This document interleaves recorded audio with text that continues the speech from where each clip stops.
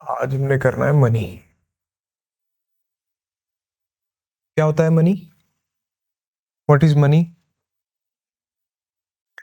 ठीक है। मनी क्या है? मनी एक generally acceptable medium of exchange है। मनी क्या है? एक generally acceptable medium of exchange है। मीडियम ऑफ एक्सचेंज कुछ भी हो सकता है। मतलब मेरे और इसके बीच में मीडियम ऑफ एक्सचेंज कुछ और हो सकता है, मेरे और आपके बीच में मीडियम ऑफ एक्सचेंज कुछ और हो सकता है, आपके और मेरे बीच में कुछ और हो सकता है, आपके और मेरे बीच में कुछ और हो सकता है। But when it becomes generally acceptable, generally acceptable का मतलब, इसका मतलब क्या होगा कि मेजॉरिटी में इसकी डिमांड होनी चाहिए। सिर्फ डिजायर नहीं, डिमांड होनी चाहिए। सिर्फ डिजायर नहीं होनी चाहिए, डिमांड होनी चाहिए। डिमांड कब होगी? अच्छा, हमने डिमांड पढ़ी थी ना, डिमांड सप्लाई। डिमांड कब होगी? डिमांड और डिजायर में क्या फर्क होता है? डिजायर हम ऐसी चीजों की कर सकते हैं जो शायद हम कभी ले ना सके। मैं डिजायर कर सकता हूँ कि मेरे पास कभी 200 करोड़ की कार हो, मैं मेरी परचेजिंग पावर उतनी है नहीं अभी, राइट। डिमांड मैं किस चीज की करूंगा? जिस चीज की परचेजिंग पावर मैं रखता हूँ। भाई 60 रुपए की थाली, मैं उसकी डिमांड करता हूँ क्योंकि मेरे पास परचेजिंग पावर है। तो उस चीज की डिमांड होनी चाहिए कि आप उसे खरीद सकते हैं, राइट। और दूसरा फैक्टर क्या है डिमांड के बाद? अवेलेबिलिटी। अगर डिमांड है तो अवेलेबिलिटी भी होनी चाहिए। डिमांड है तो अवेलेबिलिटी भी होनी चाहिए। लेकिन ये अवेलेबिलिटी हमेशा, एक बात ध्यान रखनी है, ये अवेलेबिलिटी हमेशा लिमिटेड क्वांटिटी में होगी। लिमिटेड क्वांटिटी में होगी। तो मनी क्या है? एक generally acceptable medium of exchange है जिसको लोग डिमांड करते हैं और जो हमेशा लिमिटेड क्वांटिटी में अवेलेबल रहता है। वो क्या है? मनी है। अब यहाँ पे मनी पैसा भी हो सकता है, मनी अनाज भी हो सकता है, मनी कोई आइडिया भी हो सकता है, कुछ भी मनी हो सकता है। हम मनी को पैसा समझते हैं क्योंकि हमारे जिस लाइफ स्पैन में हम जी रहे हैं अभी हमारे लिए मनी वही है। आज से 100 साल बाद मनी क्या होगी हम सोच नहीं सकते। जैसे कि आज से 1000 साल पहले कोई सोच नहीं सकता था कि मनी एक क्रेडिट कार्ड हो जाएगा, लोग टैप करेंगे और पेमेंट हो जाएगी। ठीक है। तो ऐसे ही आज हमारे लिए क्या है? मनी वो करेंसी नोट है। बट इन जनरल कल मनी जो भी हो, पर ये डेफिनेशन उस पर अप्लाई होगी। कल को मनी कुछ भी हो जाए but it would be generally acceptable medium of exchange.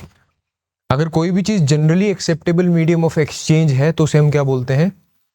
Money बोलते हैं। यहां तक समझ में आया? सिमरन,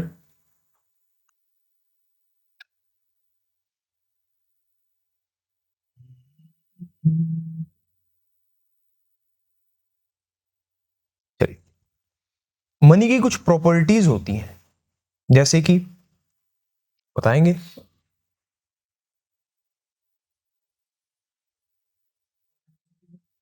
ठीक है।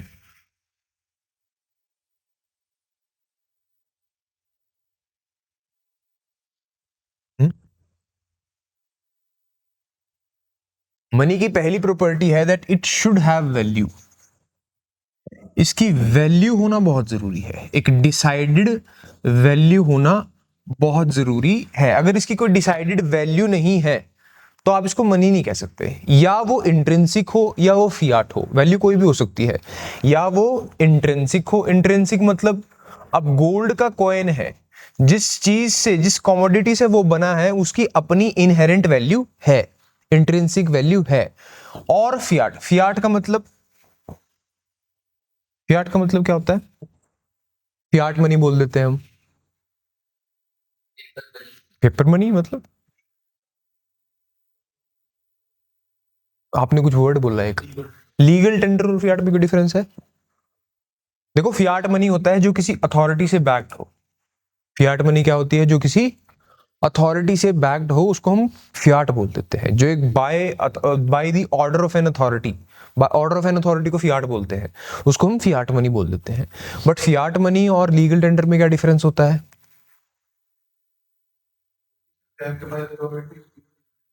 दोनों को सेम क्यों नहीं बोलते? हाँ, देखो फियाट मनी की कोई इंट्रिंसिक वैल्यू नहीं है, बट गवर्नमेंट इसको क्या क्लेम करती है कि ये जेन्युइन है। It is a medium of exchange. ये क्या है? एक मीडियम ऑफ एक्सचेंज है। फॉर एग्जाम्पल, गवर्नमेंट कहती है कि चेक से पैसे लेना देना क्या है? एक मीडियम ऑफ एक्सचेंज है, and we recognise this mode of payment, right. But अगर आपको मुझे पैसे देने हैं, लेट्स से कि आप डेट ओ करते हैं, ठीक है, मुझे आपसे कुछ पैसे लेने हैं और now you owe me money, तो अगर आप कहें कि भाई मैं तो चेक से ही पैसे दूंगा, वो मेरे ऊपर कंपल्शन नहीं है। लीगल टेंडर क्या होता है? लीगल टेंडर वो होता है जो मोड ऑफ मनी लॉ के थ्रू रिकॉग्नाइज्ड होता है और वो कंपल्सरी होता है एक्सेप्ट करना as mode of repayment of debt. Public और प्राइवेट डेट, पब्लिक और प्राइवेट डेट की रीपेमेंट करने के लिए जो मनी या जो मनी का इंस्ट्रूमेंट रिकॉग्नाइज्ड है, लॉ से बैक्ड है, यानी कि वो कंपल्सरी है एक्सेप्ट करना, वो क्या है? लीगल टेंडर है। फॉर एग्जाम्पल, आप एक ऑटो में बैठ के गए, ठीक है, ऑटो में आपने सफर पूरा करा, ऑटो वाले ने कहा भी 10 रुपए दे दो।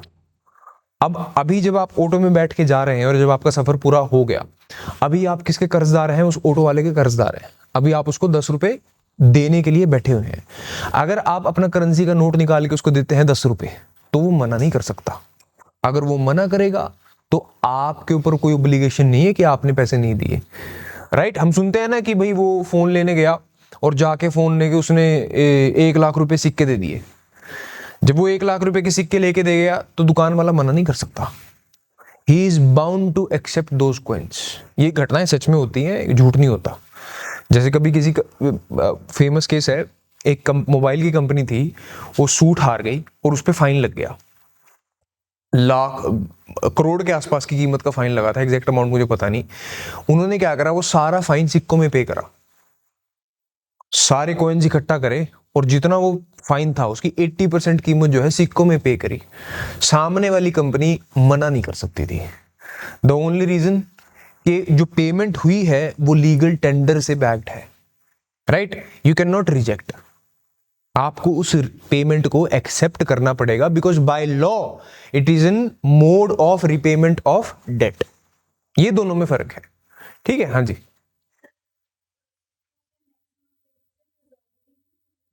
कैसे हो सकती है?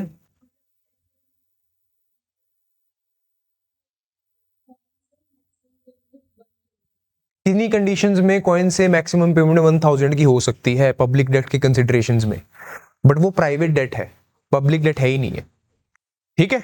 डन, चलें आगे, चले।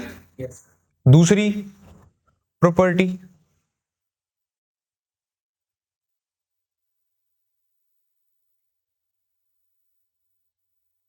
ठीक है, पोर्टेबिलिटी मतलब ऑथेंटिकेट, जो उन्होंने शुरू में बोला था, क्या होना चाहिए?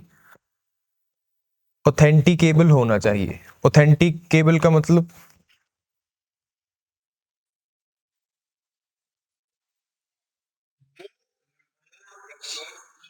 वेरीफाइबल और इजीली एक्सेप्टेबल होना चाहिए, ये प्रॉपर्टी है।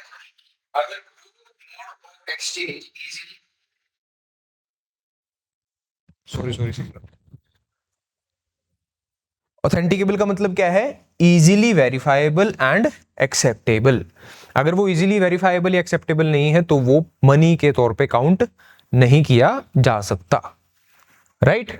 और तीसरा, उसकी यूटिलिटी होनी चाहिए। उसकी क्या होनी चाहिए? यूटिलिटी होनी चाहिए। यूटिलिटी का मतलब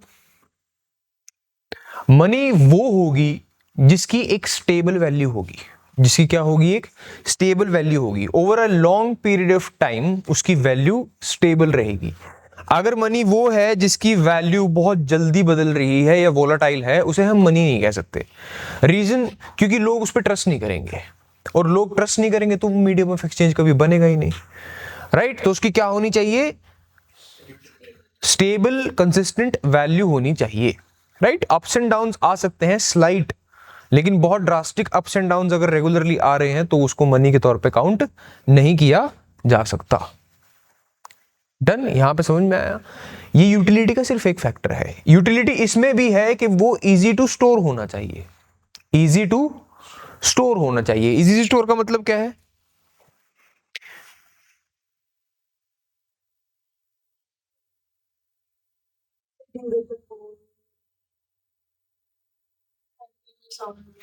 इजी टू स्टोर का मतलब है कि वो कन्वर्टिबल होना चाहिए।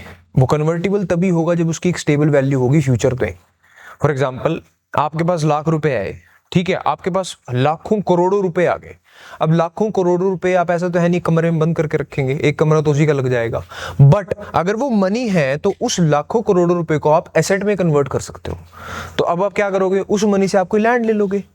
अब वो मनी आपकी एसेट की फॉर्म में कहीं स्टोर्ड है, राइट? तो इसकी क्या है, यूटिलिटी वैल्यू है।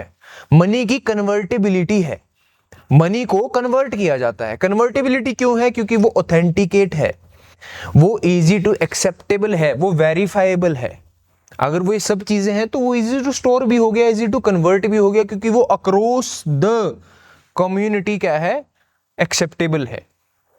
डन। अगर ये प्रॉपर्टीज किसी चीज की है तो वो क्या है, उसको हम मनी बोल सकते हैं। यहां तक समझ में आया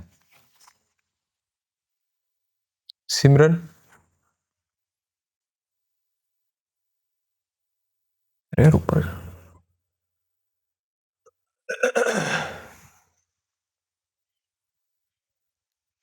अब मनी की वैल्यू क्या होगी? ओके सिमरन, मनी की वैल्यू क्या होगी? What is value of money? अरे तो मैंने कल भी बताया था, तुम दोनों बैठे, ये बताया था मैंने कल, ये कल मैंने तुझे ये बताया था।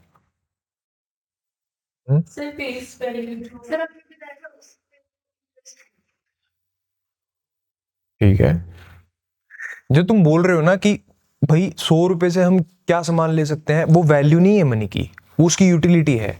मनी की वैल्यू मतलब कि जो 100 रुपए का नोट तुम्हारे हाथ में है, वो उसकी कीमत क्या है, मतलब वो 100 रुपए कब महंगे होंगे, कब सस्ते होंगे। तो किसी भी चीज की वैल्यू किस चीज से पता लगती है? प्रॉफिट और लॉस से, रेट ऑफ इंटरेस्ट से। किसी भी चीज की वैल्यू, किसी भी चीज की वैल्यू दो फोर्सेस डिसाइड करती हैं, डिमांड एंड सप्लाई। ये इकोनॉमी की दो बेसिक फोर्सेस हैं। दुनिया में कुछ भी हो वो डिमांड और सप्लाई से इतर नहीं है, ठीक है, अगर इकोनॉमी की बात कर रहे हैं तो। ठीक है, तो मनी की डिमांड और मनी की सप्लाई, ये दोनों बहनें डिसाइड करेंगी कि मनी की वैल्यू क्या होगी।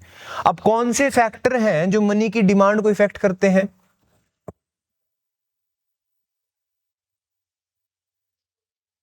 सबसे पहला फैक्टर है कॉस्ट ऑफ मनी। सबसे पहला फैक्टर क्या है? Cost of money. क्या है cost of money? Cost of money है रेट ऑफ इंटरेस्ट, ये छोटा आर।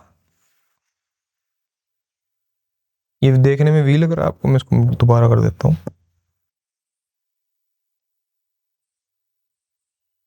फिर वही है।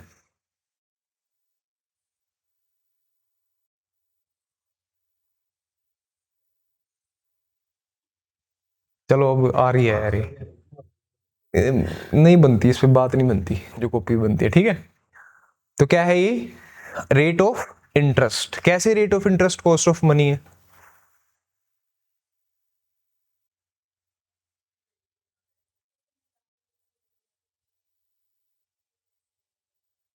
देखो, मनी कितनी अवेलेबल होगी, कितनी नहीं होगी, कितनी लोगों के पास होगी, कितनी नहीं होगी, कितनी लोगों को आसानी से मनी मिलेगी, कितनी मुश्किल से लोगों को मनी मिलेगी, ये डिसाइड करेगा कि ब्याज कितना है। अगर मार्केट में क्रेडिट आपको लेना है और उस पर रेट ऑफ इंटरेस्ट जो है वो 10% है, राइट, तो आपको लग रहा है कि ठीक है पैसे आसानी से मिल रहे हैं, आप सब लेंगे। लेकिन जब वो ब्याज 10 से बढ़ के 50 हो जाएगा, तो अब क्या बढ़ गई, कॉस्ट ऑफ मनी जो है वो इंक्रीज कर गई। जैसे ही कॉस्ट ऑफ मनी इंक्रीज हुई, now the demand of money would reduce, right. तो जो कॉस्ट ऑफ मनी है उसका कैसा रिलेशन है डिमांड से? इनवर्स रिलेशन है। अगर रेट ऑफ इंटरेस्ट बढ़ता है तो डिमांड ऑफ मनी क्या होगी? रिड्यूस हो जाएगी। यहां तक समझ में आया? ऐसे ही दूसरा फैक्टर है जनरल प्राइस लेवल।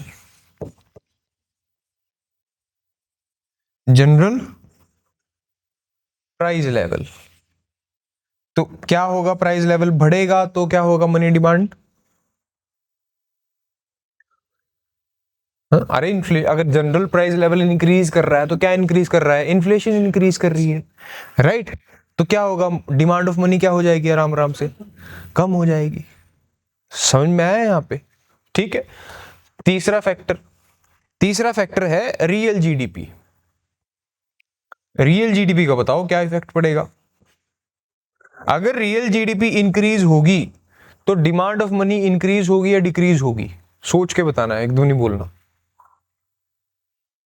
अगर रियल जीडीपी इंक्रीज होगी तो डिमांड ऑफ मनी इंक्रीज होगी या डिक्रीज होगी? डिक्रीज होगी। ठीक है, पहले तो ये बताओ रियल जीडीपी नॉमिनल जीडीपी में फर्क क्लियर है? क्या फर्क है बताओ, इसे बताओ, इसे क्लियर नहीं है जैसे मुझे देख रहे हैं, फर्क बताइए। हाँ, नॉमिनल में से जब तू इन्फ्लेशन ऐड घटा देगा, यानी कि नॉमिनल जीडीपी को करंट प्राइसेस पे मेजर किया जाता है, रियल जीडीपी को बेस ईयर के प्राइसेस पे मेजर किया जाता है। ठीक है, ये दोनों में डिफरेंस होता है। जब हम जीडीपी बोलते हैं ना कि रियल जीडीपी क्या है, तो हम उसको 2011-12 के प्राइसेस पे कंपेयर करते हैं। और जब हम बोलते हैं कि नॉमिनल जीडीपी क्या है, तो उसको हम आज जिस साल की बात करेंगे उसी साल के प्राइसेस पे जो है उसको कंपेयर करेंगे। जीडीपी क्या होती है? Price of commodity multiplied by quantity of commodity. अब ये प्राइस कौन सा, करंट ईयर का या बेस ईयर का? अगर बेस ईयर का है तो रियल जीडीपी आ जाएगी, और अगर करंट ईयर का है तो नॉमिनल जीडीपी आ जाएगी। तो रियल जीडीपी में बेसिकली जो इन्फ्लेशन का इफेक्ट है वो कैंसिल हो जाएगा। तो जब रियल जीडीपी बढ़ रही है तो मनी की डिमांड इंक्रीज होगी या डिक्रीज होगी? इंक्रीज होगी। वो कह रहे हैं डिक्रीज होगी।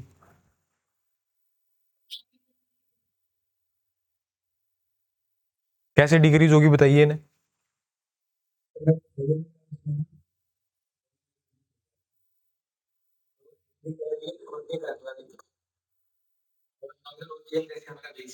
इसमें कंफ्यूज हो गया आप? कोई नहीं, अब ऐसा वर्षा है, ये ध्यान रखना है अब। ठीक है, तो रियल जीडीपी जब इंक्रीज होगी तो मनी की डिमांड इंक्रीज होगी। अगर रियल जीडीपी इंक्रीज होती है तो मनी की डिमांड इंक्रीज होती है। क्यों? क्योंकि ग्रोथ इंक्रीज हो रही है।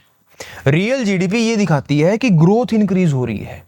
नॉमिनल जीडीपी अगर इंक्रीज हो रही है तो हम कह सकते हैं भी ग्रोथ क्या पता इंक्रीज हो रही हो या ना हो रही हो। मतलब जीडीपी का मतलब क्या है? जीडीपी का मतलब यह है कि प्राइस इनटू क्वांटिटी, राइट? तो दोनों में से अगर किसी एक की वैल्यू बढ़ी तो सम की वैल्यू तो बढ़ेगी ना, राइट? तो नॉमिनल जीडीपी में क्या पता ये इंक्रीज हो रहा हो, पर रियल जीडीपी में ये तो इंक्रीज हो ही नहीं रहा है, तो स्टेबल कर दिया हमने, तो यही इंक्रीज हो रही है। तो एग्रीगेट डिमांड बढ़ रही है। एग्रीगेट डिमांड बढ़ रही है मतलब लोग डिमांड कर रहे हैं ज्यादा, यानी कि मनी की सप्लाई बढ़ रही है।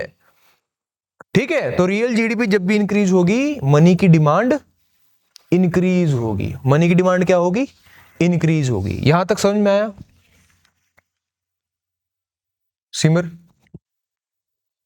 चलिए, अब इसके बाद अगला फैक्टर एसेट प्राइस। अगला फैक्टर है एसेट्स का प्राइस। एसेट समझते हैं आप लोग? क्या होता है एसेट? जो भी चीज वो एसेट हो जाएगी, ओनरशिप एसेट हो जाएगा, एसेट हो जाएगा। मेरे घर में एक बेलना पड़ा है, उस मैं ओनर हूं उसका, डेट भी नहीं है मेरे पास।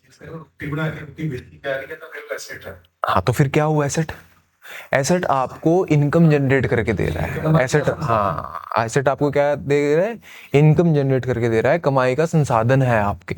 अगर एसेट घर में पड़ा है और वो घर के पर्पज के लिए है, फिर वो एसेट नहीं है। ठीक है, फिर वो आपकी जरूरत की चीज है जो घर में पड़ी है। अगर उस चीज से आप कोई कमाई कर रहे हैं फिर वो क्या है? एसेट है। जैसे कि मैं कार में सुबह यहां आता हूं, यहां से मैं वापस अपने कमरे पे चला जाता हूं। ठीक है, सुबह उठ के कहीं और चला गया, शादी में किसी की शादी में चला गया, घर पे चला गया, घर से वापस आ गया, ये मेरी जरूरत पूरी कर रही है। ठीक है, कल को मैं पागल हो गया, सब भूल गया, कुछ करना नहीं आता, अब टैक्सी चलानी पड़ेगी, तो टैक्सी चला रहा हूं, अब वो मेरी जरूरत नहीं है, वो मेरी कमाई का संसाधन बन गई है कार, तो वो चीज मेरी क्या बन जाएगी, एसेट बन जाएगी।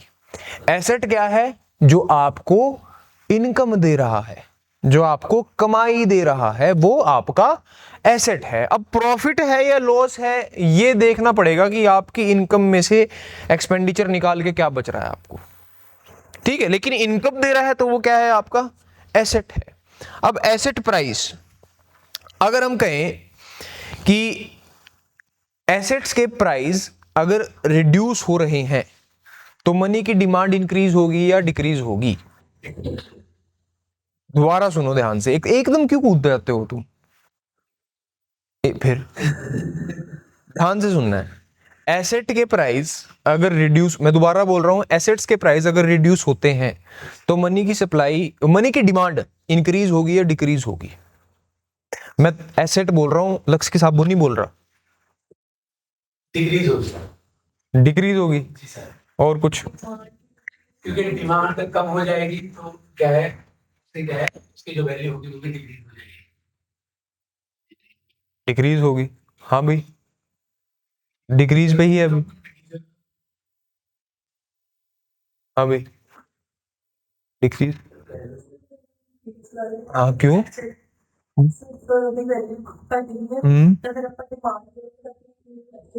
एग्जैक्टली ये इकलौती हैं जिन्होंने दुकानदार की तरह सोचा। आप लोग अभी भी ग्रोसरी स्टोर पे खड़े हो।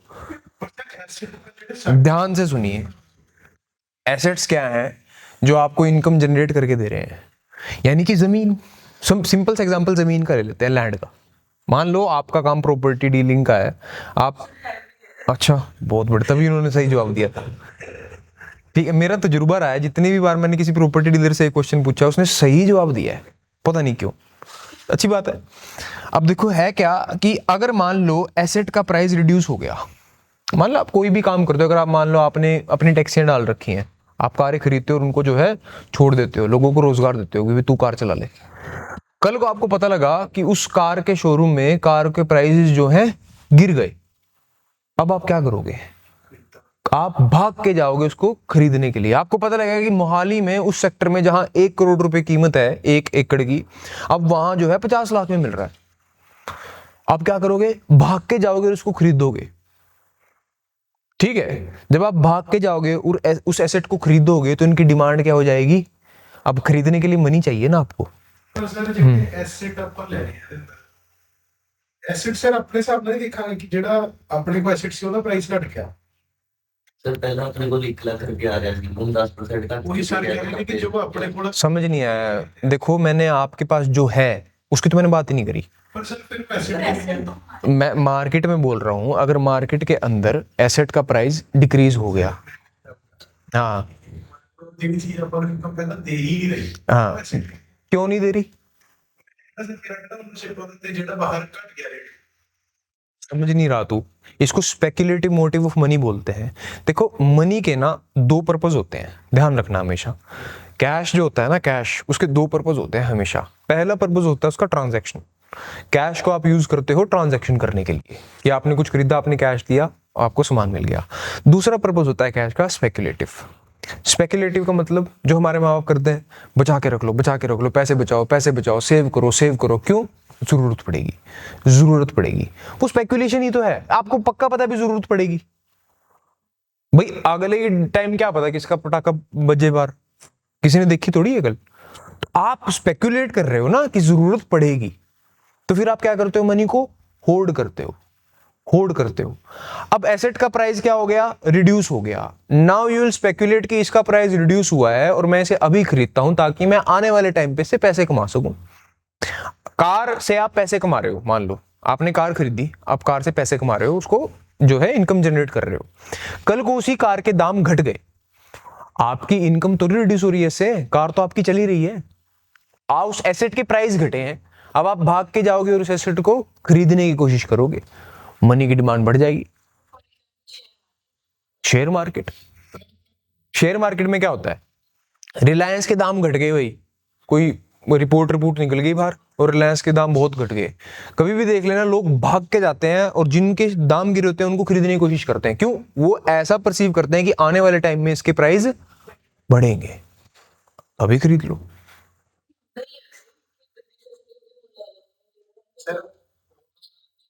हाँ, फिर गलत की है। एसेट वो बॉडी में होएगा तो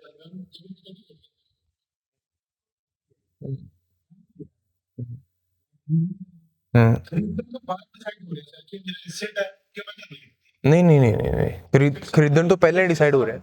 जब तू कार खरीदने जाएगा तेरे दिमाग में क्लियर होगा ना भी तू खुद चलाने के लिए ले रहा है या फिर ਆਪਾਂ ਇਦਾਂ नहीं सोचना पंजाबी वांगू भी ले लो पहला बाद च देखांगे, है ना? उदा नहीं, नॉर्मल।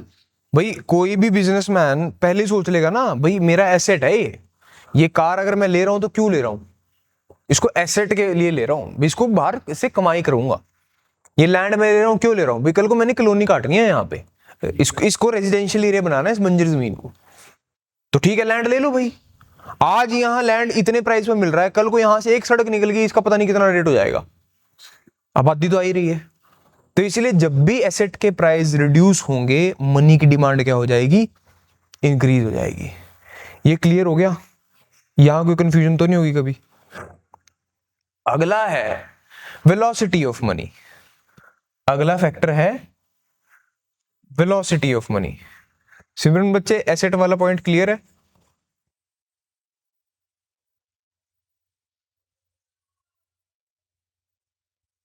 यार ये साहिल कितनी जोर के बोलता है, यहां तक आवाज आती है इसकी। हाँ, बड़ी जान लगा के बोलता है, पता नहीं खाता क्या है, मेरे से तो इतनी जोर के बोलना जाता। चलिए, velocity of money. Velocity of money समझते हैं? हाँ, कि पैसा जो है कितनी रफ्तार से मार्केट के अंदर घूम रहा है, उसको हम वेलोसिटी ऑफ मनी बोलते हैं। अगर वेलोसिटी ऑफ मनी ज्यादा होगी तो मनी की डिमांड रिड्यूस होगी या इंक्रीज होगी? ठीक है, सोचिए। फिर एकदम बोल दिया, सोच लिया। अगर मनी की डिमांड जो है, सॉरी, वेलोसिटी की है जो है मनी की, अगर वेलोसिटी मनी की इंक्रीज होगी, यानी कि पैसा मार्केट में ज्यादा स्पीड से घूमेगा, ज्यादा स्पीड से, राइट? मान लो मार्केट में 100 रुपए हैं, वो ज्यादा स्पीड से घूम रहे हैं, तो डिमांड इंक्रीज होगी या डिमांड डिक्रीज होगी? शांति से बोलना है। ये कह रहे हैं डिमांड इंक्रीज होगी, इंक्रीज होगी, और डिक्रीज पड़ा हुआ है, इंक्रीज होगी। क्यों होगी भाई decrease? Exactly. Velocity of money का मतलब देखो, आपको क्या मतलब है, आपको जब आप खर्चा कर रहे हो आपको पैसे चाहिए, बात खत्म है ना? जब आप खर्चा कर रहे हो आपको क्या चाहिए? पैसे चाहिए। अगर आपके पास आ गया तो आपको नई पैसे की क्या जरूरत है? रिजर्व बैंक ऑफ इंडिया पैसे प्रिंट क्यों करती है? क्योंकि मनी सप्लाई में मनी की वेलोसिटी कम हो जाती है, तो लोगों को पैसा चाहिए पर उनके पास पैसा नहीं है, इसलिए वो पैसा खर्च नहीं पा रहे। नहीं, अब डिमांड मनी की बात कर रहे हैं हम यहाँ पे, डिमांड बाकी चीजों की नहीं। नहीं, क्योंकि आपको सेटिस्फाई करने के लिए आपके पास पैसा आ गया। अगर 100 रुपए पूरी स्पीड से घूम रहे हैं ना, तो जो 100 रुपए खर्चना चाहता है उसके हाथ में 100 रुपए आ रहा है। आपको पैसे खर्चने थे, 100 रुपए आपके हाथ में, आपने खर्च दिए। अगले को खर्चने थे उसके हाथ में, उसने खर्च दिए, उसको नए पैसे मांगने की जरूरत ही नहीं पड़ रही। समझ में आया? नया पैसा मांगने की जरूरत कब पड़ेगी? उसको जब भाई सुबह के जैसा आदमी, उसके पास 200 रुपए है, उसने 100 रुपए निकाल के अपनी जेब में डाल लिए और मार्केट में 100 ही खर्च दिए। अब जो 200 रुपए 2 बंदों की नीड सेटिस्फाई कर सकते थे, अब उसने एक की नीड सेटिस्फाई करी, एक की नीड सेटिस्फाई नहीं हो रही है, उसको खरीदना है कुछ, तो आरबीआई क्या करना पड़ेगा? नोट एक नया छापना पड़ेगा। तो जितनी ज्यादा वेलोसिटी ऑफ मनी होगी, राइट, जितना एफिशिएंटली मनी सप्लाई में मनी घूमेगी, उतनी ज्यादा मनी की डिमांड कम होगी। ठीक है, क्योंकि ऑलरेडी जो मनी मार्केट में है वो इतनी स्पीड से घूम रही है कि वो सबको सेटिस्फाई कर रही है, तो लोग मनी की डिमांड नहीं करेंगे। अल्टीमेटली पैसों से मतलब नहीं है आपको मतलब है कि आपके पास मीडियम ऑफ एक्सचेंज है या नहीं है। अगर वो है, वो इतनी स्पीड से घूम रहा है कि वो है, तो बस बात खत्म। ब्लैक मनी का ये तो नुकसान है। ब्लैक मनी क्या करती है? वेलोसिटी ऑफ मनी को रिड्यूस कर देती है, क्योंकि अनअकाउंटेड मनी आप कहीं स्टोर करके रख लेते हो, समझ में आया? फिर सरकार को नई मनी छापनी पड़ती है। डन। ये क्या है? ये फैक्टर्स हैं जो डिमांड ऑफ मनी को, एमडी लिखा मैं जिसको मैंने शॉर्ट में, डिमांड ऑफ मनी को इफेक्ट करते हैं। ये समझ में आया? अरे हो जा, चलिए अगर ये आया तो अब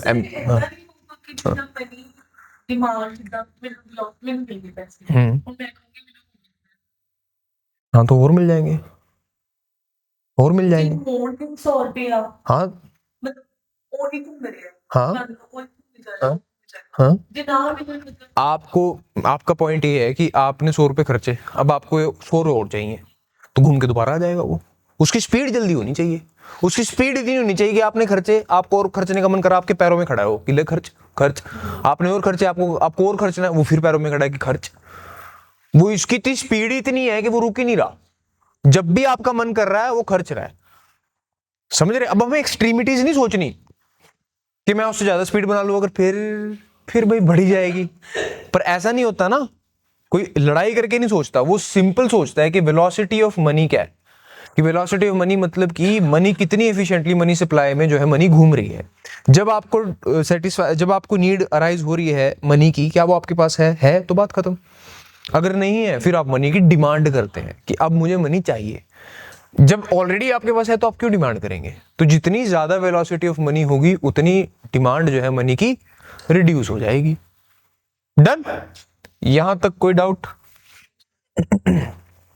सिमरन बच्चे,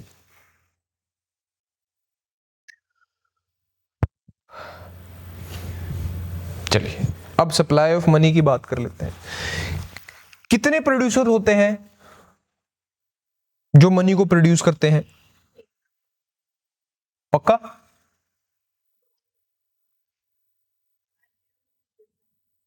ओए मिनिस्ट्री ऑफ फाइनेंस,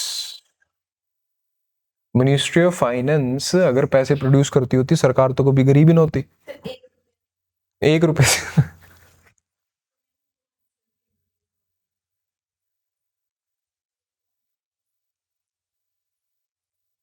सोचो सोचो, देखो यहां पे कहीं भी ना इंडिया नहीं लिखा हुआ, सप्लाई ऑफ मनी लिखा हुआ है, ठीक है? और वैसे ही पढ़ना चाहिए, उससे क्या होता है, बेसिक स्ट्रांग होता है। बहुत कभी क्वेश्चंस को जाके देखना प्रीवियस ईयर्स को, बहुत कम होगा जिनमें स्पेसिफिकली इंडिया करके पूछेगा, ठीक है? तो उसको ऐसे ही पढ़ो। अब मनी की सप्लाई यानी कि मनी के प्रोड्यूसर दो होते हैं हर इकोनॉमी के अंदर। एक होती है उसकी सेंट्रल बैंक, जो मनी को इशू करती है। सेंट्रल बैंक 100 रुपए इशू करेगी तो मनी की सप्लाई करे इसने प्रोड्यूस, पहला प्रोड्यूसर। दूसरा वो आदमी जो जादू करता है 100 रुपए के साथ, वो जादूगर जो इस 100 रुपए का 1 लाख बनाएगा। और वो कौन है जादूगर? Banking system. बिना बैंकिंग सिस्टम के सेंट्रल बैंक कुछ नहीं कर सकती। बैंकिंग सिस्टम क्या करता है, वो इस 100 रुपए को इंश्योर करता है कि अपने लेंडिंग डिपॉजिटिंग के प्रोसेस से इसको क्या बनाए, इसको मैक्सिमम करे, इसकी यूटिलिटी को मैक्सिमम करे। तो वो 100 का 1000 बनाएगा। कैसे बनाएगा देखेंगे अभी, ठीक है? तो दो प्रोड्यूसर हैं, कौन कौन? एक सेंट्रल बैंक जो बैंकिंग सिस्टम को रेगुलेट कर रही है, और दूसरा बैंकिंग सिस्टम। बट अगर हम इंडिया जैसी कंट्रीज की बात करें और भी कंट्रीज की, सेंट्रल बैंक के पास पावर होती है मनी सप्लाई को रेगुलेट करने की या इफेक्ट करने की, राइट? सेंट्रल बैंक के पास क्या होती है? पावर्स होती है मनी सप्लाई को रेगुलेट करने की या इफेक्ट करने की। तो 100 बातों की एक बात, मनी सप्लाई सेंट्रल बैंक अगर अपनी पे आ जाए तो सेंट्रल बैंक इकलौता प्रोड्यूसर भी बन सकता है मनी का, इकलौता प्रोड्यूसर। समझ में आया कि अगर सेंट्रल बैंक चाहे तो वो इकलौता प्रोड्यूसर भी बन सकता है मनी सप्लाई का। क्यों? क्योंकि वो भाई इस एक्ट, ये क्या है, ये पैसिव पार्टिसिपेंट है, इसको रेगुलेट कर सकता है ये भाई सेंट्रल बैंक। डन, ठीक है। अब मुझे एक बात बताओ, अगर सेंट्रल बैंक जो है, हम कह रहे हैं कि सेंट्रल बैंक जो है वो इकलौता आदमी है जो पैसे इशू करता है ना, जैसे जैसे मनी की जो है कीमत बढ़ेगी, क्या बढ़ेगी? नहीं, सबसे पहले तो मनी की डिमांड बढ़ेगी। पहले क्या होती है? डिमांड ऑफ मनी इंक्रीज होती है। जब डिमांड ऑफ मनी इंक्रीज होगी तो कॉस्ट ऑफ मनी क्या होगी? कॉस्ट घट गई। वही वही एक बात हमेशा याद रखना कि क्रेडिट क्या होता है? लिमिटेड होता है। पैसा लिमिटेड है ना। मार्केट में अगर मान लो, टोटल मान लो हमारी पूरे इस इंडिया के बाजार में बैंकिंग सिस्टम में 1 करोड़ रुपए पड़ा है, ठीक है। अब डिमांड बढ़ेगी, 1 करोड़ की बढ़ेगी ना, डिमांड बढ़ गई 1 करोड़ के 50 लाख रुपए लग गया। अब रेट ऑफ इंटरेस्ट बढ़ेगा या घटेगा? बढ़ेगा। क्यों? क्योंकि चीज कम होती जा रही है तो उसके पीछे ज्यादा लोग लड़ेंगे, तो रेट ऑफ इंटरेस्ट क्या होगा? इंक्रीज होगा, यानी कि कॉस्ट ऑफ मनी क्या हो जाएगी? इंक्रीज हो जाएगी। जब कॉस्ट ऑफ मनी इंक्रीज हो जाएगी, जब रेट जो है वो इंक्रीज हो जाएगा, तो आरबीआई का प्रॉफिट क्या करेगा? आरबीआई का प्रॉफिट क्या होगा? भाई रेट ऑफ इंटरेस्ट बढ़ गया, ब्याज बढ़ गया, तो आरबीआई का प्रॉफिट इंक्रीज हो जाएगा। आरबीआई का प्रॉफिट इंक्रीज हो जाएगा। इसका मतलब कि डिमांड बढ़ी, रेट ऑफ इंटरेस्ट बढ़ा, प्रॉफिट बढ़ रहा है, आरबीआई सप्लाई करेगी। पर ऐसा होता है जब इकोनॉमी के अंदर मनी की डिमांड बढ़ती है, रेट ऑफ इंटरेस्ट बढ़ता है, इन्फ्लेशन बढ़ती है, तो क्या आरबीआई और नोट छापने लग जाती है? क्यों? क्योंकि आरबीआई सरकारी संस्था है, उसको प्रॉफिट से लेना देना नहीं है, उसे प्रॉफिट नहीं कमाना, उसको मनी सप्लाई को रेगुलेट करना है। किसको रेगुलेट करना है? मनी सप्लाई को रेगुलेट करना है। आरबीआई को प्रॉफिट नहीं कमाना है, आरबीआई को मनी सप्लाई को रेगुलेट करना है। तो इट इज नॉट नेसेसरी कि अगर डिमांड ऑफ मनी बढ़ती है तो मनी सप्लाई हर बार बढ़ेगी। It depends upon the RBI and ultimately it depends upon the interest of the people. अगर आरबीआई को लगता है कि भाई सप्लाई बढ़ा देने से लोगों का इंटरेस्ट हो रहा है, राइट, लोगों को फायदा हो रहा है, तो सप्लाई बढ़ा देगा। अगर उसको लगता है कि नुकसान हो रहा है तो वो सप्लाई को रिड्यूस कर देगा। It is not necessary. If demand of money increases, so supply would also increase. It depends, right? ये डिपेंड करता है कि आरबीआई को क्या लगता है कि इंटरेस्ट है लोगों का इसमें या उनका नुकसान है, उस हिसाब से वो अपनी क्या लेगी? डिसीजन लेगी। यहां तक समझ में आया? इसमें कोई डाउट?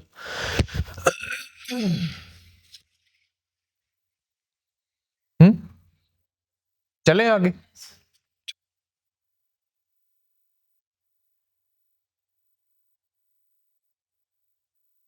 फिर बात आती है मनी क्रिएशन की, कि पैसा क्रिएट कैसे होता है। देखो, पैसा क्या है? जो आपके हाथ में नोट है,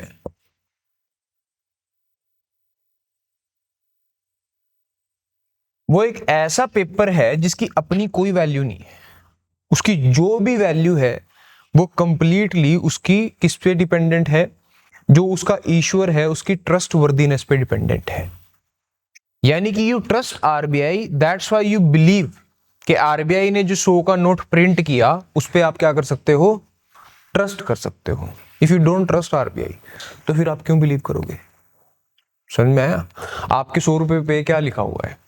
आपके 100 रुपए पे ये लिखा हुआ है कि भाई मैं प्रॉमिस करता हूं कि मैं इस नोट के बियरर को इतनी वैल्यू ग्रांट करवा के रहूंगा।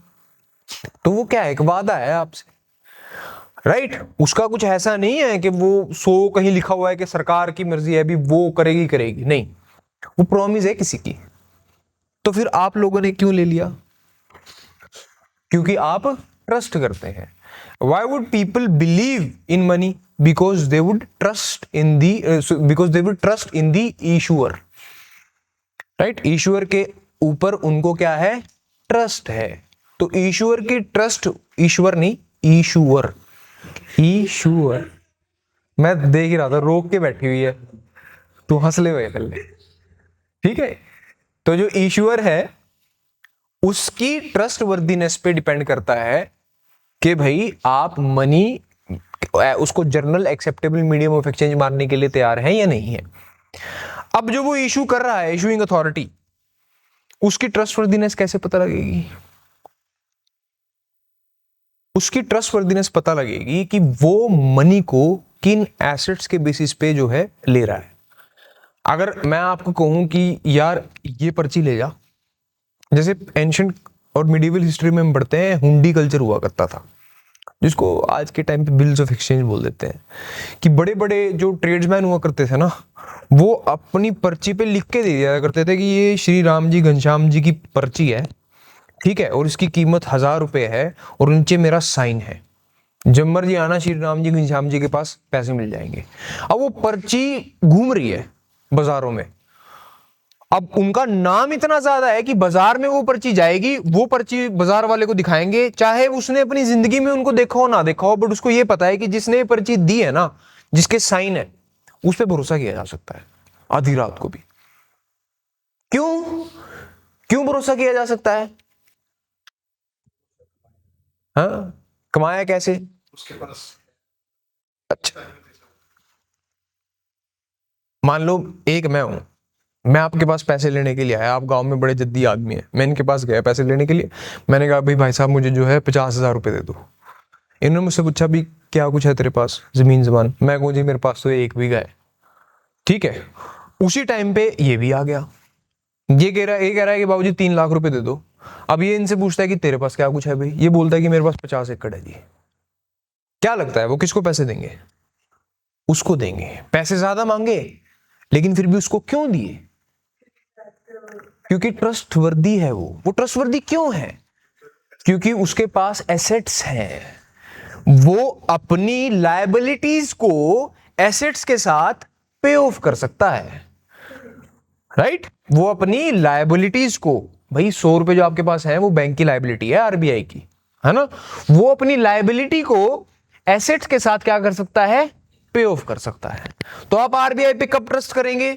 जब उसके पास जो एसेट्स होंगे वो उस क्वालिटी के होंगे कि आप उस पे ट्रस्ट कर सकते हैं कि चल ठीक है, तू नोट इशू कर रहा है ना 100 का, तो मान लिया तू कर सकता है। क्यों? क्योंकि तेरे पास एसेट्स हैं यार। इसका मतलब क्या हुआ? इसका मतलब ये हुआ कि इकोनॉमी के अंदर जितना पैसा आरबीआई छापे उतना उसके पास क्या होना चाहिए? एसेट होना चाहिए। कि अगर आरबीआई ने इकोनॉमी में 1 लाख करोड़ रुपए छाप दिए तो पूछ लें उसको जाके कि भाई जितने जो तूने पैसे छाप दिए हैं तेरे पास है इतना सौदा भी, अगर कोई कल को ऊंच नीच हो जाए तो तू बेच के अपना इसको इक्वल कर ले। समझ में आया? तो आरबीआई के पास क्या होना चाहिए? एसेट होना चाहिए इतना। पर अब हमारी इकोनॉमी में तो बहुत पैसा घूम रहा है, अगर आरबीआई उतना एसेट इकट्ठा करना शुरू कर दे फिर तो भाई चल गया सेंट्रल बैंक। पॉसिबल नहीं है ना, पॉसिबल नहीं है। मतलब इसका मतलब तो यह भी जितनी आरबीआई की औकात उतनी पूरे देश की औकात। आरबीआई को अपने एसेट के हिसाब से पैसे इशू करने पड़ेंगे और पूरी कंट्री को रुक रुक के चलना पड़ेगा। फिर इसीलिए हमारे देश में एक सिस्टम एस्टैब्लिश हुआ जिसका वैसे तो ये अक्रॉस द वर्ल्ड एस्टैब्लिश होता है, यूएस में भी, जापान में भी। इसका नाम है मिनिमम रिजर्व सिस्टम। सुना है कभी इसका नाम? Minimum reserve system. आरबीआई के ऊपर एक बाउंडेशन है कि आप 200 करोड़ रुपए का एसेट 2400 घंटे अपने पास रखेंगे, जितने मर्जी नोट प्रोड्यूस करो, लेकिन 200 करोड़ रुपए आपकी जेब में हमेशा होने चाहिए। और भाई साहब उन 200 करोड़ में से भी 115 करोड़ रुपए जो हैं वो गोल्ड की फॉर्म में होने चाहिए, या तो गोल्ड कॉइन्स या गोल्ड बुलियंस, ईंटें होती हैं जो, इस फॉर्म में होने चाहिए, ठीक है। और जो बाकी 85 करोड़ बचे वो होने चाहिए फॉरेन करेंसी की फॉर्म में। वो किस में होने चाहिए? Foreign currency. ये नहीं भाई अपने पैसे रख लिए 85 करोड़, नहीं, अपने पैसों की तो कल को कीमत घट पड़ सकती है ना। फॉरेन करेंसी की फॉर्म में वो आपके पास 85 करोड़ रुपए होने चाहिए। कंपलसरी नहीं है करने को, 200 करोड़ भी गोल्ड में कर सकते हैं, बट 115 करोड़ की तो क्या है, कंपल्शन है। क्यों 115 करोड़ की कंपल्शन क्यों रखी, सारा ही क्यों नहीं गोल्ड में कर दिया? अगर सारा ही गोल्ड आरबीआई अपने पास रखने लग गई तो फिर गोल्ड की डिमांड बढ़ जाएगी, आप लोगों को गोल्ड नसीब होगा, तो आरबीआई को सोच समझ के गोल्ड लेना पड़ता है। ये जो भी गोल्ड का इतना प्राइस हो रखा है, क्यों हो रखा है? क्योंकि ट्रंप आ गया, ट्रंप ने आके जो है तहस नहस कर दिया सिस्टम, लोगों को डॉलर पे ट्रस्ट नहीं रहा, वरना जैसे जैसे डॉलर पे ट्रस्ट बढ़ेगा गोल्ड की वैल्यू अपने आप कम होती रहेगी। क्यों? क्योंकि लोगों को फिर टेंशन नहीं है। अब रिजर्व बैंक को क्या हो रहा है, क्या पता कब क्या कर दे यार, ये सेफ है। गोल्ड की वैल्यू तो रहेगी ना, तो लोग बैंक क्या करना शुरू कर रहे हैं, गोल्ड खरीदना शुरू कर रहे हैं। हमारे और आपके जैसे इंसान, नॉर्मल पीपल, राइट, हम गोल्ड की वैल्यू को डिसाइड नहीं कर सकते इंडिविजुअल स्पेसिस में, अगर इकट्ठे हो जाए तो बात अलग है, but those borrowers, countries with immense capacity to buy gold, वो डिसाइड कर सकती हैं।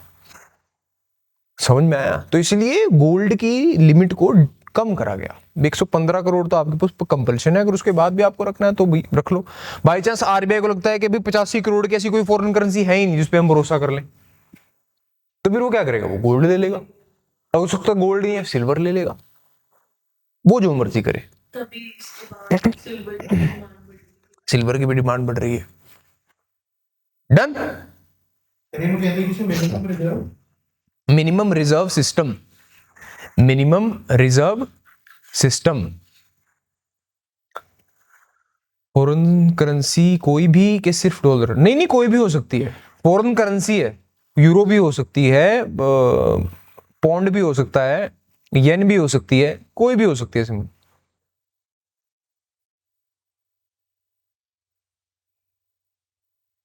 हाँ जी,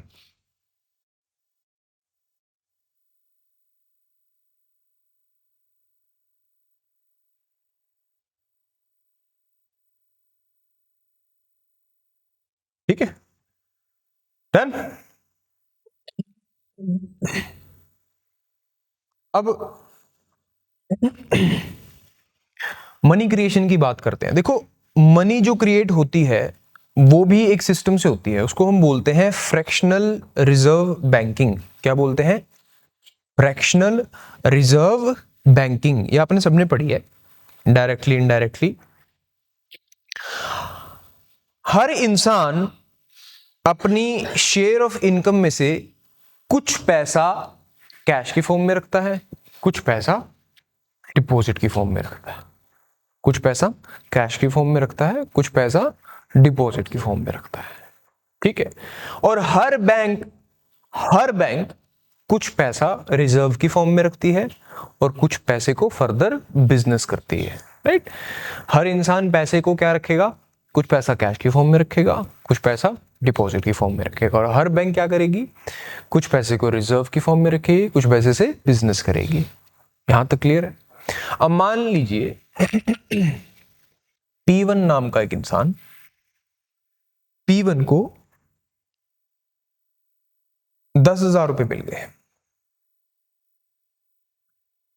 ठीक है।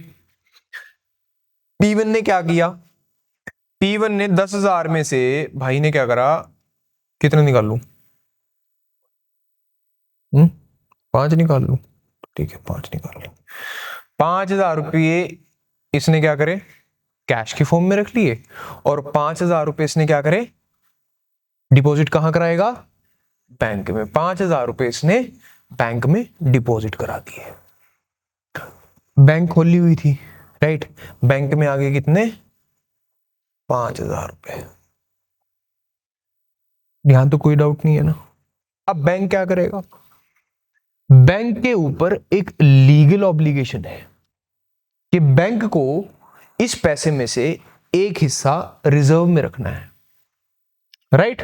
उसके ऊपर क्या है, उसके ऊपर बाउंडेशन है कि उसको एक LRR मेंटेन करना है, लीगल रिजर्व रेशियो उसको क्या करना है, मेंटेन करना है। तो उसके ऊपर जितना पैसा आया, अब वो LRR जितना भी हो, XYZ जो भी हो, राइट, मान लो 10% है, तो बैंक क्या करेगी, 10% निकाल लेगी, यानी कि 500 रुपए बैंक ने निकाल लिए, बचे कितने, 4500। अब P2 आया बैंक के पास, P2 आया बोलता बाइक लेनी है, लोन दे दो। बैंक बोलता कितने पैसे चाहिए, कहता 4500 रुपये चाहिए। बैंक ने क्या करा, इसको 4500 रुपये दे दिए। अब P2 के पास जो 4500 रुपये आए, क्या वो P1 ने दिए उसको? नहीं दिए। तो P2 का तो अपना पैसा है, उसके पास तो 4500 क्या है, उसका पैसा आया, जो मर्जी करे। P2 भाई क्या करता है, बेईमान है थोड़ा सा, बाइक चलानी है, तेल के पैसे पूसे भी लगेंगे, और मिठाई मिठाई भी खिलवानी है ना, पेपर देने भी जाना है PCS का पटियाला। तो P2 क्या करेगा, 500 रुपये निकाल लेगा कैश में, ठीक है, और जाके क्या करेगा, नहीं, जाके P3 को पैसे देगा और बाइक ले लेगा। अब उस P3 के पास कितने पैसे आ गए, 4000 रुपए P3 के पास आ गए। क्या ये 4000 रुपए P3 को बैंक ने दिए हैं, P1 ने दिए हैं? P2 ने दिए हैं, बट क्या P3 को ऑब्लिगेशन है, भी सामान ले लिया ना, बाइक ले ली इससे। अब P3 के पास 4000 रुपए अपने पैसे आ गए हैं। अब P3 क्या करेगा, P3 कुछ कैश करेगा, है ना, P3 कुछ कैश में रख लेगा और कुछ को क्या करेगा, डिपॉजिट करा देगा बैंक में कि ये मेरी पूंजी संभाल के रख ले प्लीज। अब बैंक के पास कितने पैसे और आ गए, 3500 आ गए, नया पैसा आया बिल्कुल कोरा। अब बैंक क्या करेगी, बैंक के ऊपर एक लीगल ऑब्लिगेशन है ना, कि इसका 10% यानी कि 350 निकाल लो, और फिर सुबह आएगा, फिर निम्रत आएगी, मनिंदर आएगी, मैं भी आ जाऊंगा, तू भी आ जियो, सब आएंगे, थोड़ा थोड़ा पैसा लेंगे बैंक से। इसको क्या बोल रहे हैं, इसको बोल रहे हैं फ्रैक्शनल रिजर्व बैंकिंग। कुछ हिस्सा आप रख लेते हैं, कुछ हिस्से पे आप फर्दर बैंकिंग ऑपरेशंस कंडक्ट करते हैं। इकोनॉमी में शुरू में सिर्फ 10,000 रुपए जनरेट हुए थे, सिर्फ 10,000 रुपए। अब कितने जनरेट हो गए हैं, 10 में से यहाँ 5, ठीक है, इसके पास गए 4500 में से फिर इसके पास गए 4000, फिर दोबारा बैंक के पास आए 3500, फिर आगे जाएंगे, फिर आगे जाएंगे, फिर आगे जाएंगे। ये जो है, ये सिस्टम मनी सप्लाई को चलाता रहेगा। The process of money creation would be in a stage of ad infinitum, चलता रहेगा, बट ये प्रोसेस एक टाइम पे जाके स्लो हो जाएगा, क्योंकि बाय टाइम ये अब कम आया ना 3500 रुपए, अगली बार ये दोबारा घूम के क्या आएगा, कम आएगा। क्यों कम आएगा, हाँ, क्योंकि CDR है। क्या है, CDR है। CDR क्या है, cash deposit ratio, cash deposit ratio. Cash deposit ratio क्या है, एक इंसान अपनी मनी में से कितने पैसे डिपॉजिट कराता है आउट ऑफ हिज मनी, और कितने पैसों को कैश की फॉर्म में रखता है आउट ऑफ हिज मनी, उसका प्रपोर्शन है कैश डिपॉजिट रेशियो। यानी कि अगर इसको मैथ में लिखना हो तो लिख देते हैं भाई, क्या बात होगी, कि कैश अपनी किसकी, मनी के प्रपोर्शन में से, जितना टोटल कैश रखेगा अपने पास, डिवाइडेड बाय डिपॉजिट। डिपॉजिट भी किसकी, उसमें अपनी मनी के प्रपोर्शन में से, जितना पैसा रखेगा अपने पास, इनटू में 100। अब मनी से मनी कट जाएगा, तो मैथ में पढ़ते ही थे हम, ऊपर मनी नीचे मनी, मनी से मनी काट दिया, तो फाइनल फॉर्मूला क्या आया, कैश अपॉन डिपॉजिट इनटू 100। देख लो भाई क्या बनती है परसेंटेज, वो क्या बन जाएगा, CDR। समझ में आया। अब मुझे एक बात बताओ,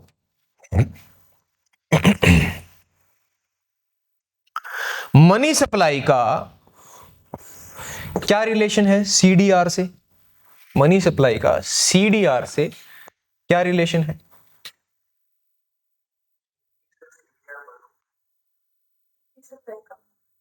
फिर क्या बोल देंगे इसको हम, इनवर्सली प्रोपोर्शनल। मनी सप्लाई क्या है, इनवर्सली प्रोपोर्शनल है CDR के। जितना सीडीआर बढ़ेगा उतना मनी सप्लाई क्या हो जाएगा, रिड्यूस हो जाएगा। और जितना आरडीआर बढ़ेगा, आरडीआर क्या है अब बोलो, आरडीआर है रिजर्व डिपॉजिट रेशियो, बैंक्स का रिजर्व डिपॉजिट रेशियो सेम है, ठीक है। इसका भी क्या है, सेम है कि जितना रिजर्व डिपॉजिट रेशियो घटेगा या घटेगा उसका उल्टा इफेक्ट होगा किस पे, मनी सप्लाई पे। डन।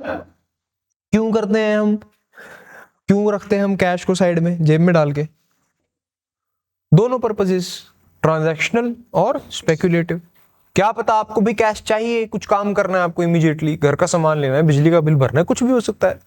और दूसरा क्यों चाहिए भाई, क्या पता मुझे कुछ किसी चीज में पैसे लगाने हो, राइट। तो दो मोटिव हो सकते हैं, आप दोनों में से जो मर्जी पूरा कीजिए। समझ में आया यहां तक, इसमें कोई डाउट।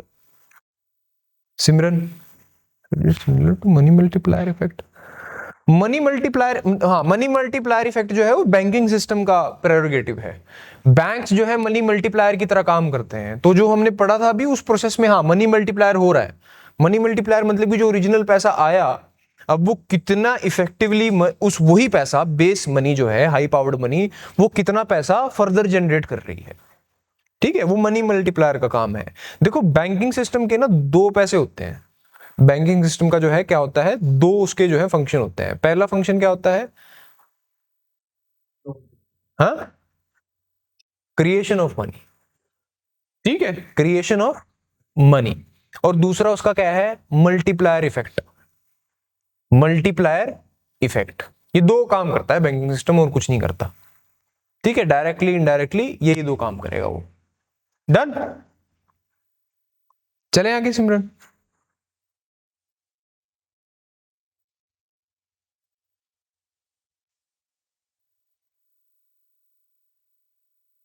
चलिए, अब क्रिएशन ऑफ मनी की जब आप बात कर रहे हैं तो आरबीआई के क्या मोटिव होते, मतलब किसी भी सेंट्रल बैंक के क्या गोल होते हैं। देखो किसी भी सेंट्रल बैंक के, यहां पे आरबीआई है तो मान लो किसी भी सेंट्रल बैंक के दो गोल्स होते हैं, दो ऑब्जेक्टिव्स होते हैं।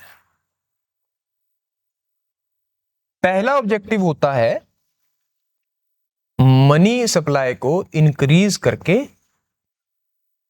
ग्रोथ को फैसिलिटेट करना। ग्रोथ को क्या करना, फैसिलिटेट करना। कैसे होगी मनी सप्लाई इंक्रीज करके ग्रोथ फैसिलिटेट, पैसा अगर लोगों के पास तो डिमांड करेंगे तो लोगों को फायदा होगा। पैसा होगा, लोगों को पैसा मिलेगा, लोग काम करेंगे। क्या काम करेंगे, दो काम हो सकते हैं पैसे से, कंजम्पशन करी जा सकती है, इन्वेस्टमेंट करी जा सकती है। दो के अलावा तो कुछ नहीं कर सकते हम। या तो आप कंजम्पशन करेंगे या आप इन्वेस्टमेंट करेंगे, राइट। हम कहते हैं ना कि इनकम का दो ही हो सकता है, इनकम का एक क्या हो गया इसको भाई, मैंने कुछ कर दिया क्या?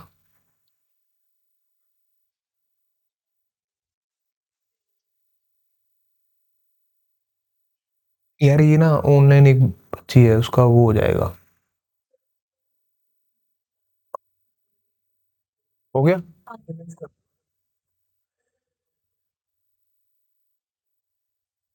ठीक है, कहाँ थे हम? पैसा दे देगा मैं तुम दे रहा था, तू दे रही थी। मनी सप्लाई इंक्रीज होगी तो ग्रोथ फैसिलिटेट कैसे होगी, पैसा मिलेगा, है ना। हाँ, जैसे इनकम के भी दो हिस्से होते हैं, तो इनकम को हम उससे कंजम्पशन करते हैं या हम उसको सेव करते हैं। सेविंग को हम मानते हैं कि फर्दर इन्वेस्टमेंट होगी उससे, ऐसा मज्यूम कर लेते हैं, ठीक है।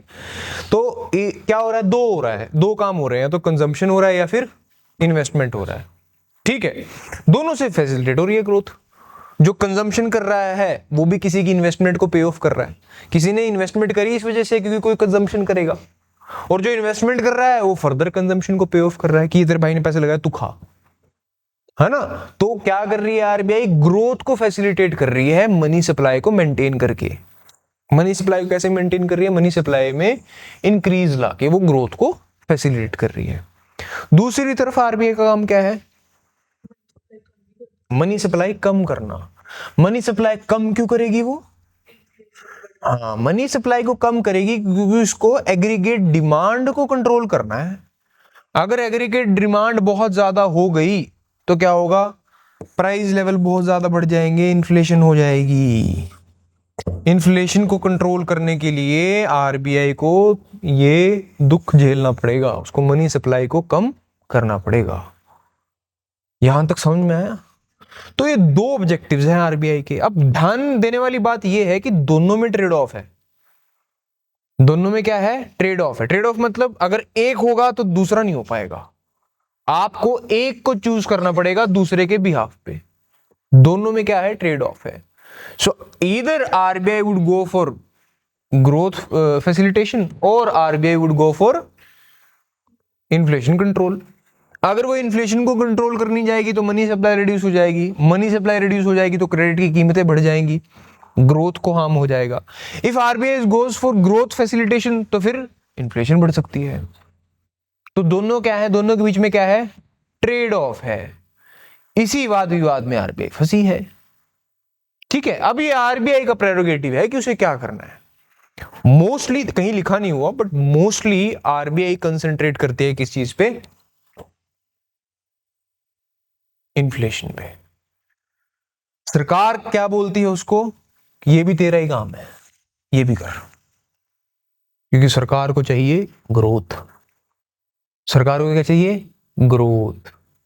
सरकार बोलती है भाई प्लीज, जब भी आरबीआई रेपो रेट बढ़ाएगी, राइट, कंसिस्टेंटली बढ़ाती रहेगी, सबसे ज्यादा दिक्कत होगी सरकार को। सरकार कहेगा यार इन्वेस्टमेंट नहीं आ रही तेरे रेट ऑफ इंटरेस्ट बढ़ाने के चक्कर में।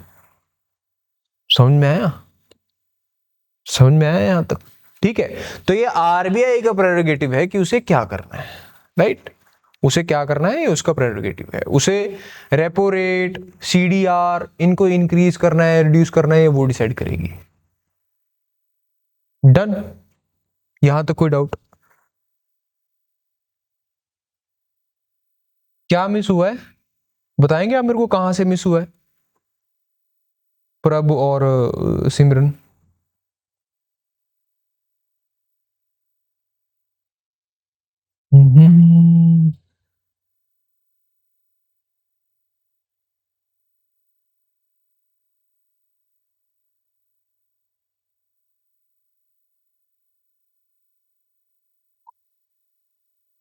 कौन सा टॉपिक? कौन सा टॉपिक?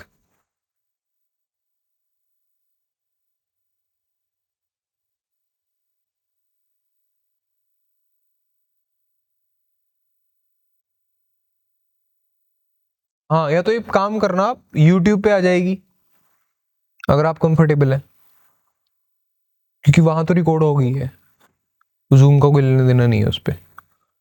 ठीक है, वो स्पेसिफिक वो देख लेना आप। चलिए, अब कैसे कंट्रोल करेगी आरबीआई पैसों को? कैसे? हाँ, बॉन्ड्स कैसे? क्या बोलते हैं उस चीज को हम? उसका उसको एक टर्म यूज करते हैं उसके लिए, ओपन मार्केट ऑपरेशंस। क्या होता है ओपन मार्केट ऑपरेशंस में? Buying and selling of bonds. अच्छा, ठीक है। कब बेचती कब है आरबीआई बॉन्ड्स को?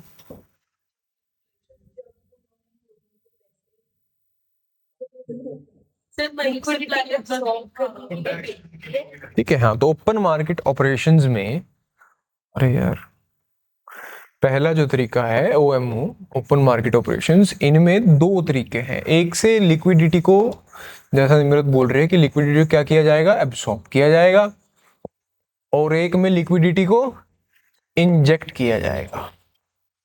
दो तरीके होंगे। जब लिक्विडिटी को इंजेक्ट किया जाएगा तब क्या होंगे? बॉन्ड्स खरीदे जाएंगे। वो क्या करेगी? कॉल करेगी पैसों को, राइट? जब लिक्विडिटी को एब्जॉर्ब करना होगा तब क्या किया जाएगा? बॉन्ड्स बेच दिए जाएंगे, क्योंकि बेचेंगे तो बदले में क्या मिलेंगे? पैसा मिलेगा। समझ में आया? यहाँ पे ये क्या है? ओपन मार्केट ऑपरेशंस है। ऐसा ही सीडीआर भी है। सीडीआर में क्या है कि बैंक को एक स्पेसिफिक अमाउंट जो है डिपॉजिट्स का इन फॉर्म ऑफ कैश, वो उनको अपने वॉलेट में, आरबीआई के वॉलेट में रखना पड़ता है। बैंक्स को एक स्पेसिफिक अमाउंट ऑफ कैश क्या करना पड़ता है? अपने आरबीआई के वॉलेट में रखना पड़ता है कि डिपॉजिट्स में से एक अमाउंट जो वो क्या करते हैं, काट के क्या कर लेते हैं, रख लेते हैं। ठीक है, लेकिन एक और है रेशो, स्टैट्यूटरी लिक्विडिटी रेशो। अब इन दोनों में डिफरेंस क्या है? वो तो वापस नहीं आएगी सीडीआर, वो आरबीआई के पास ही रहेगी, मतलब वो आरबीआई का है ही।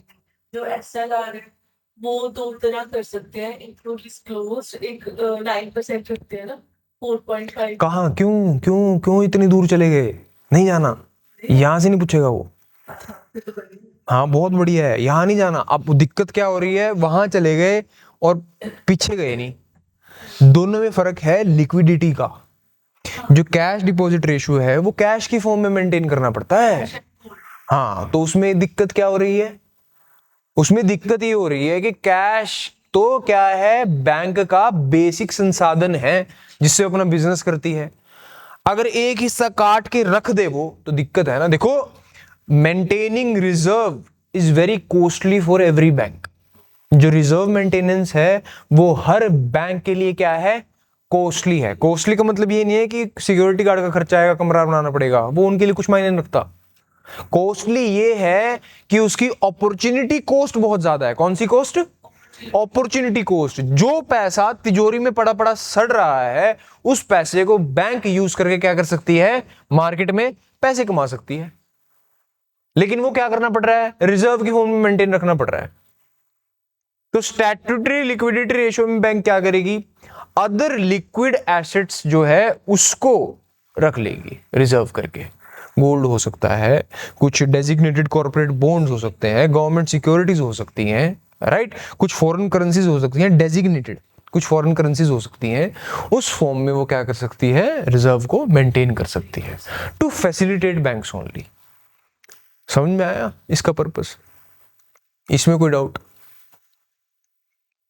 दोनों को वैसे पर्पस भी अलग अलग होते हैं। स्टैट्यूटरी लिक्विडिटी का पर्पस होता है कि बैंक रन की सिचुएशन में बैंक्स कभी भी आउट ऑफ कैश ना हो जाए, राइट। हाँ, और कैश डिपॉजिट रेशियो उसकी खुद की सिक्योरिटी होती है कि वो कभी जो है खत्म ना हो जाए, बैंक ही बैंकरप्ट ना हो जाए।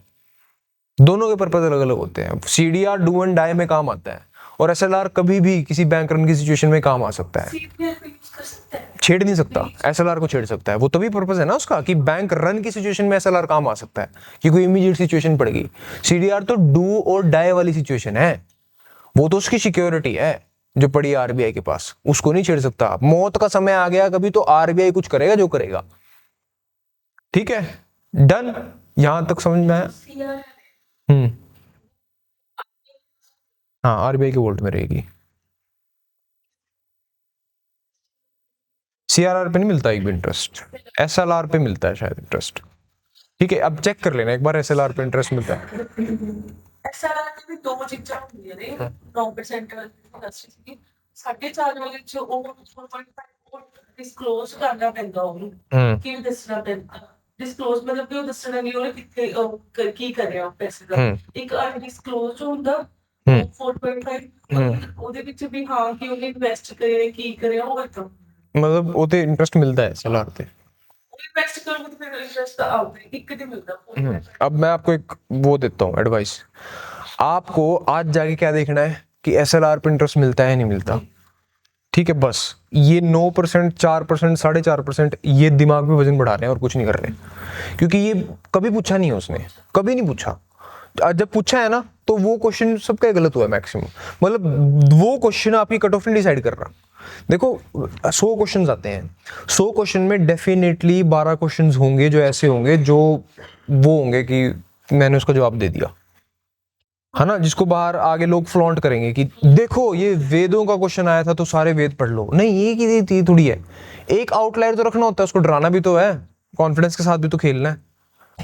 ठीक है, तो क्वेश्चंस वो कि जो हर बार आ रहे हैं वो नहीं होने चाहिए। तो हर बार ऐसा नहीं आता, हर बार बहुत बेसिक सा क्वेश्चन आता है। ठीक है, ਜਿਹੜਾ एसएलआर है बैंक में रखना अपने को, हाँ, सीआरआर में जमा करा आरबीआई के वॉलेट में, वॉल्ट में। भी अपने को तैयार होना चाहिए। हाँ, जब भी आरबीआई करे चेक तो आपके पास वो होना चाहिए। डन, चलें आगे। चलिए, इसके बाद क्या था कुछ,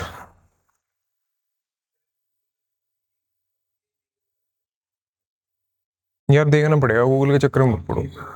हाँ, गूगल के चक्कर में मत पड़ो, क्योंकि CRR पे भी जो है, मुझे ईयर याद नहीं है, बट इसी सरकार में, यूनियन गवर्नमेंट की सरकार में CRR पे एक टाइम पे इंटरेस्ट देने की शुरुआत करी थी इन्होंने, बट वो बहुत शॉर्ट टर्म के लिए CRR पे इंटरेस्ट दिया गया था, फिर वो कैंसिल कर दिया था। आरबीआई को पता है। हाँ, तो उसके बाद दोबारा जो है बात हुई थी कि भाई आप दोबारा करें, ठीक है, क्योंकि देखिए जितना CRR ज्यादा होगा, CRR को नहीं बढ़ाते, कभी रेपो रेट को बढ़ाते हैं। CRR को क्यों नहीं बढ़ाते? क्योंकि CRR और रेपो रेट में फर्क क्या है? CRR वो पैसा है जो आपका मर गया है, एक हिसाब से टेम्परेरीली वो डोरमेंट हो गया। रेपो रेट तो आपको जब जरूरत पड़ेगी तब आपको पैसा लेना है, ना जरूरत पड़े तो कोई चक्कर नहीं है, ठीक है, वो दोनों में फर्क है। Repo rate short term adjustments के लिए यूज होता है, CRR लॉन्ग टर्म एडजस्टमेंट के लिए यूज होता है। सर ਇਹਦੇ ਨਾਲ ਕੋਈ ਮਤਲਬ ਅੱਛਾ ਮੇਰਾ ਕਿ ਸਾਡਾ ਜਿਵੇਂ ਸਰ ਇਹਦਾ ਕੋਈ ਫਾਇਦਾ ਸੀਆਰਆਰ ਦਾ ਕੀ ਹੈ? ਕਿਹਨਾਂ ਨੂੰ?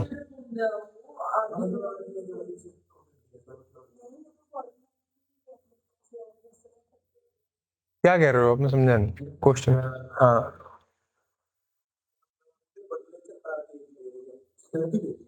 हाँ तो RBI सिक्योरिटी दे रही है, हाँ हाँ, ठीक है, people can trust you,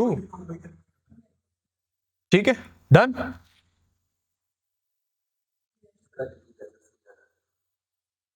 season 3%।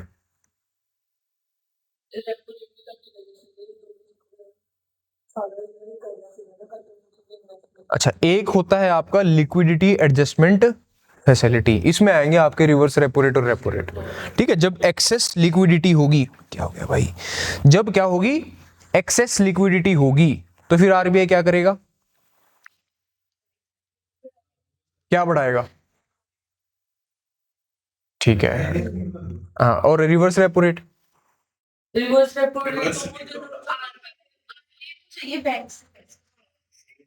तो जब एक्सेस लिक्विडिटी होगा तो रिवर्स रेपो रेट बढ़ा दिया जाएगा। RBI कहेगा मुझे पैसे दो, ब्याज ज्यादा दूंगा, समझ में आया? रिवर्स रेपो रेट का मतलब RBI पैसे दे रहा है तेरे को इंटरेस्ट पे, यही है ना रिवर्स रेपो रेट का मतलब। तो जब नहीं हाँ हाँ, बदले में ब्याज दे रहा है तेरे को, मैं वो कह रहा हूं, तो वो रेट जो है वो तेरे को मिल रहा है, ब्याज तेरे को मिल रहा है। रेपो रेट तेरे को ब्याज देना पड़ रहा है, और रिवर्स रेपो रेट में तेरे को ब्याज मिलेगा, हाँ मिलता है, और क्यों, नाम के लिए थोड़ी रखा हुआ है RRR। पैसे बैंक के मेरा आरबीआई को ज्यादा सिक्योर है भी, मैं तो आरबीआई। हाँ, तो फिर एक्सेस लिक्विडिटी में वो रिवर्स रेपो रेट को क्या कर देगा, इंक्रीज कर देगा। Now banks will find their money more profitable and more secure at RBI, तो RBI में पैसे जमा कराना शुरू कर देंगे, लिक्विडिटी क्या हो जाएगी, कम हो जाएगी। स्टैंडिंग डिपॉजिट, हाँ, वो अलग है यार, उसके बारे में हम, मतलब वो भी बैंक कर आगे है करा हाँ हाँ, पर उसके बारे में हम, है। हाँ उसके बारे में बाद में, कल जब बैंकिंग सिस्टम करेंगे तब बात करेंगे, अभी सिर्फ मनी क्रिएशन के ऊपर बात कर रहे हैं, ठीक है, डन। एक मिनट मैं सिमरन को पूछ, सिमरन प्रभ कोई डाउट को क्या? वेरिएबल वो कल ये भी पूछने आया था, उसका आसान था बहुत ज्यादा, उसमें रिवर्स रेपो तो वो खत्म ही हो रहा था, एलिमिनेट ही हो रहा था, क्योंकि उसमें बैंक पैसा देने की बात कर रहा था, उसमें बैंक पैसा देने की बात कर रहा था, रिवर्स रेपो तो खत्म ही हो गया, प्रोविजनिंग रेट कुछ होता नहीं है। हाँ, LF था, LF में रिवर्स रेपो भी आ जाएगा ना, ठीक है। हमेशा ऑप्शन अगर ऐसा हो जाए कि LF भी लिखा हुआ है और वेरिएबल रेपो रेट भी लिखा हुआ है, तो आपको वो यूज करना है जो सबसे ज्यादा क्या है, प्रिसाइज है, उस ऑप्शन के साथ जाना है, डन। देखिए वेरिएबल रेपो, जब वेरिएबल लग जाए ना रेपो रेट और रिवर्स रेपो रेट के साथ, तो वो मार्केट डिटरमाइंड रेट है, मौके पे फ्लक्चुएशंस डायनेमिक ज्यादा है वो, ठीक है, क्योंकि रेपो तो कौन फिक्स कर रहा है, रेपो फिक्स कर रही है RBI नहीं, एक और अथॉरिटी है MPC बताएगी आपको कि ये कर लो। वेरिएबल अब RBI क्या करेगा, मार्केट के हिसाब से करेगा, वो वेरिएबल हो गया रेट, ठीक है। उसके क्वेश्चन की शुरुआत ही ऐसी हो रही थी कि डिसाइडेड बाय मार्केट डायनामिक्स। चलिए फिर कल मिलते हैं।